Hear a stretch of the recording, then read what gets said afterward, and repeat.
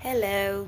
So, I've been going back and forth with situations that are going on in my life, and I just heard in my head, it's finally time. It's time to turn on the heat. It's time to shed light on those betrayals, that darkness. And of course, as always, no need to mention names. Everyone knows who's being talked about when they know that they did you dirty.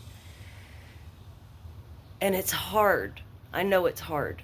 You want to retaliate. You want to go tell everybody what they did to you. You want justice.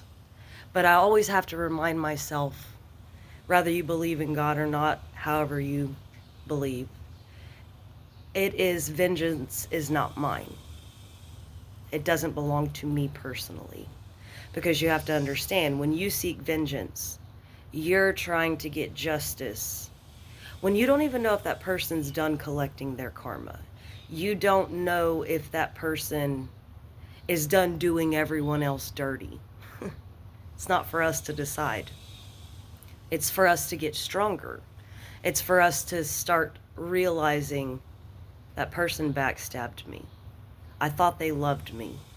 And my morning started with, it was like the last betrayal. And it was going, my entire family. And it started months ago because I had prayed, show me those that are against me. Show me those. And you have to be strong if you're going to ask to see the truth in people, because it's almost as if every person you ever trusted, every person that ever made you feel small, backhanded compliments, minimized your power within you, told you just sit, be seen, don't be heard. It's kind of the culture we've been raised in around the world. It's a worldly acceptance. So when it comes down to realizing that final person, and it was the one I thought had my back. It was one I actually looked up to for a long time. And when she did what she did, it made me go, wow, I see you clearly. I see everything you've done now. And it started with little crumbs here and there. And then the distance grew and the silence got louder between the two of us. But it was going behind my back and contacting somebody, never checking to see if I was okay. And I had just wrote down, get the facts before you try to stab me in the back. And where do you get the facts? Only from the one that you're about to stab in the back. So of course, it makes total sense. They can't get the facts. But the funny thing is, when there's something out there that isn't a complete truth, and you have somebody who hates you, betrays you, manipulates you, tries to dim your light, tries to compete with you, is jealous, angry, bitter, all these low vibrational energies within them, that person will latch onto that and try to put in the final sabotage to your life. And like I said, it came as a shock to me. Like, wow, you, of all people, would do that to me. And I want everybody to start understanding it's time for all of us to speak up. You can only allow treachery and chaos to continue by sitting quietly.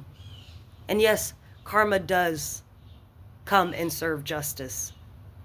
But it's also when we keep our mouths quiet that those people can continue to go on and manipulate other people, steal their energy, drain them, make them not believe in themselves, keep them in their tracks, because what they're doing is competing with you. They are actually trying to put themselves on a pedestal and say, I'm better than you. Funny thing is, those of us that know our worth don't have to say it. And I've said for years, a lion doesn't have to tell you it's a lion. We, for some reason, have to sit here and dig through the pain, the emotions, the process to start seeing a hypocrite, a manipulator, a thief for what they are. And the hardest part in all of this is oftentimes they're your family. They're what you call blood, genetic relatives. I had a conversation last night about that. How I was raised, blood is thicker than water. No, that's not true. My soul family would never treat me that way. And when you stay in relationships where you do keep your mouth quiet and you do look away from those that are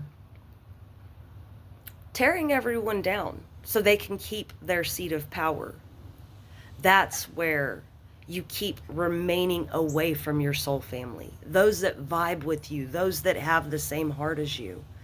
And you have to believe you have a good heart, especially if you sit there and tell yourself, I don't do people wrong. Like, I don't understand.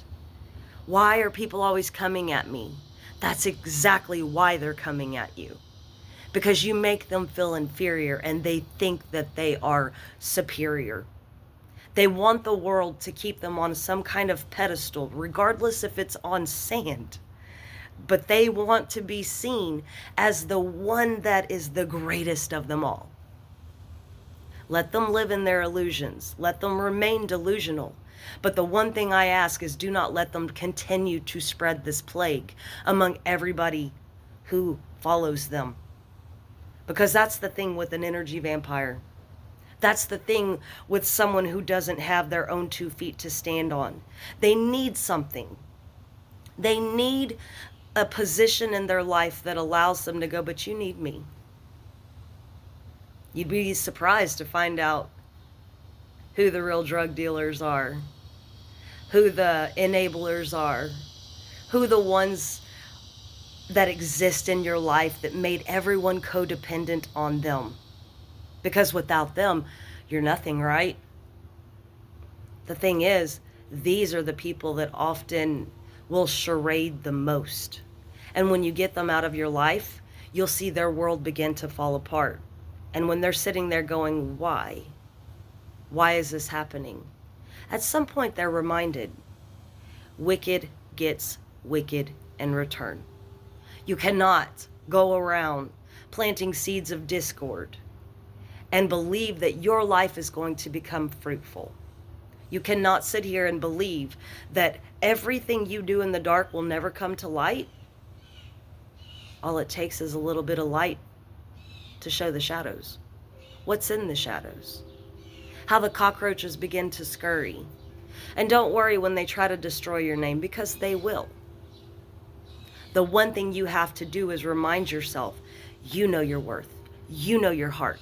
You know your value, and no one else can negate from that or degrade you in any way or take that away from you. You stand tall, you stand firm, and you let them throw the rotten tomatoes at you. And in the end, just kind of wipe your face and walk away. And I'm telling you, everything they have done to everyone will begin to plague their minds. They will get to the point where they can no longer sleep. They can no longer manipulate. And that is the demise of a narcissist. That is the greatest demise of an energy vampire. Someone who cannot stand on their own and charades and parades like they're everything. But eventually you understand, you played yourself the whole time, and guess what? You're nothing. Just had to get that off my chest. Peace, love, and light. Toodles.